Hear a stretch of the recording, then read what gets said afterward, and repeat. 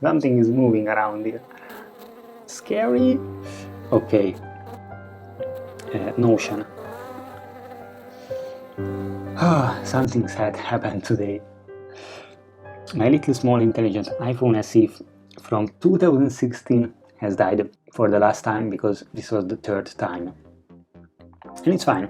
Everything in life has to come to an end, even the good things, guys. Served me so much, in many places, in many ways. I remember when I got it, it was so expensive. It was like 575 euro. Wow, and in that time I was earning around 700, 800 euro in Malta, in a Pizza Hut. Pizza. I had so much resistance to buy it. Never really liked iPhones. Never really liked iPhone users. I'm sorry, guys. Till like 2014, 2015, I never really liked, not even really the people who had it, because they always felt like they are the posh people, the fancy one, you know. Probably they had just enough resources to buy it, not like me. But then something happened. I started to be tired of my Android experience. I never really had expensive phones, or it just did not really feel right to pay a lot of money for an Android phone, because all my Android phones were like not really good ones, let's say. So I thought, why not to give it a try? And in that time, my best friend David has been trying to convince me to how easy and user-friendly is to have an Apple phone, an iPhone. So I thought, yeah, okay. I said yes. Then I realized in 2016, all iPhones in that year or in the previous one were much bigger than my phone in that time. And I was like, I don't want these big bulky phones, you know. Then they released the small and smart. Oh, where is this? Okay. I cannot make this video without the phone. Wait, just a moment.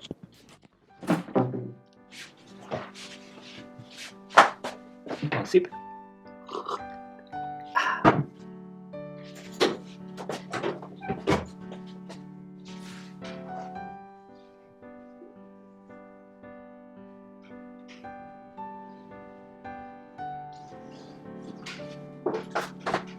I don't know where it is. Maybe I lost it. Okay, start again. Here it is. This one. Oh, with the jack. Yes, jack had jack phone. Okay. Then they released the small and smart iPhone SE with all the features of the iPhone 6, if I'm not wrong. T-time. The last iPhone with headphone jack. It has been 6 years. Visited Asia with me, where it died first. I was volunteering in an eco hostel in Nepal next to the jungle, and I dropped it into the toilet. Yes, to the toilet. Oh, and yes, there was not just water. I quickly cleaned it, put it in rice, of course. If you don't know, rice can help to dry the phone inside faster. You may know in Nepal they eat a ton of rice. Rice? They go with that, oh, rice. After cleaning the phone with soap, I went to the kitchen and I was looking for rice. They didn't have the 1 kilo package, what I was looking for. They had the 50 kilo one, so I threw it in for a few days. Still dead. 1 week, still dead. 2 weeks in rice, still dead. Thanks, I had my little old Nokia, which I was able to use for calls and text messages. That saved my life. And for the next few weeks, I was without smartphone. As I returned to Hungary, I started to use my mom's old Samsung. Back to Android. The phone was slower and worse, let's say, than the one before I had my iPhone. That was the real occasion to put all my practice and knowledge what I learned in Asia about acceptance and patience. And basically, I used that mobile for another 2 years. 2 years. Imagine that, as it was super slow and the battery wasn't the best, let's put it this way. You had no point to use mobile data. Anyway, in that time I got used to not to have internet during the travel in Asia. So yeah, I basically was for 2 years with a slow phone without mobile data, really just using Wi-Fi here and there, and maybe sometimes I bought some data for a month. Anyway, let's jump to 2020. Somehow I started to think about the good old days with the iPhone, and probably 2 years with a 5 and 6 year old super sippy slow phone, it started to feel a bit enough. You know, no updates on that Android phone. It's just really, do you wanna slow down? Then just get an older phone. You know, even just to open a message takes years.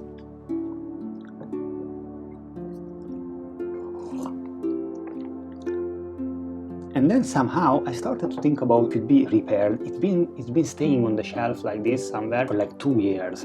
I was like, wait, let me do a little research. So I did a little research, and I think technology has developed, or maybe that technique was already available in that time. I just couldn't find anyone who knew about it. And then I went on Google, and I find out there might be the possibility they have a technique to clean it. So my heart was going crazy.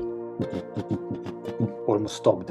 I felt there is hope. Okay, quickly asked my friends about a good and reliable Apple shop, and I took my phone there. After a few days I was told they managed to start it, but they need my Apple ID password. I almost started to cry.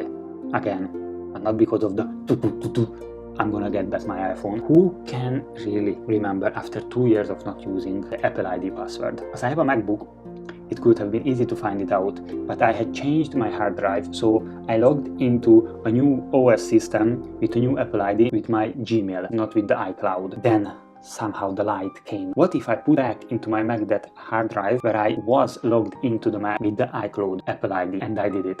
You can't believe I changed my Apple ID password from 2 years with a not used hard drive, which I had to put back to my Mac. How incredible it is. Anyway, but it was too late. I already told to the shop to do the whole restore and factory reset, blah blah, whatever they want to do. Just let's try to save the phone. They repaired it. I think they might change the screen because it was a bit damaged.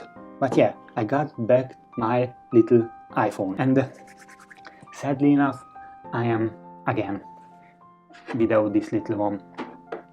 Dropped it 2 days ago. Tried all the magic to press the buttons and to connect to the Mac and update, refreshing and the factory setup, but nothing really worked. It has been a while the phone was not working the best. Sometimes it switched off on its own since the power button was not working. Whenever it switched off on its own, I always had to plug it into something. As you know, iPhone, if it's switched off, you plug it into something, or battery when it goes off, you just plug it into somewhere, and after a few minutes it turns itself on. So yeah, every time when I was anywhere outside and it decided to switch off, I either had to plug it into a charger or just also plug it into a power bank. Not the best to go around with charger always and the power bank.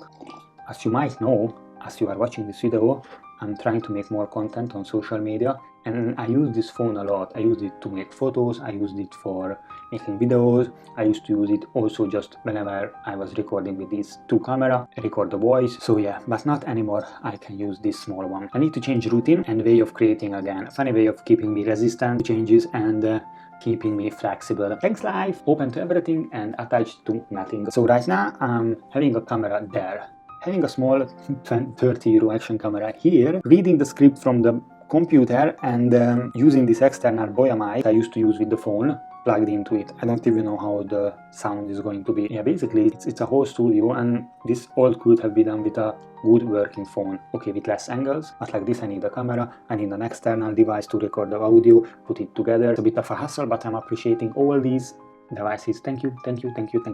You know, in some ways I still wish a new phone, a good and reliable one, even a new Mac sooner or later, because this MacBook Pro, it's 10 years old. You know, when I feel like to complain, I blame my device is not good enough as an accused because I'm less productive. But when I'm in the flow, I'm fine and I'm creating well. So I create, so it's all fine. Is my Mac and my ex little died phone slower than a better or a newer one or a new one? Yes, of course. It is more difficult and more time consuming to work on it. Yes, for sure. But I'm still able to create with them. I mean, not with this. From now on, I might spend some time with those smartphones, like good backward days. No thinking, no checking, no scrolling, just being in the present.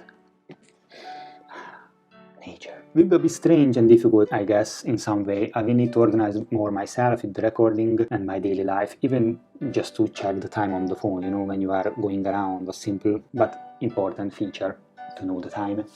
Now I need to learn how to read the sun again. Thanks God I'm living in Italy, and there is a plenty of sun to check the time. What time is it? Showtime. Imagine living in the UK and trying to guess the time by looking at the sun. Well, and if you haven't subscribed yet, well, you can do it whenever it feels right. And these videos around me, you might find some interesting videos for yourself. Thank you for watching, and don't forget to smile.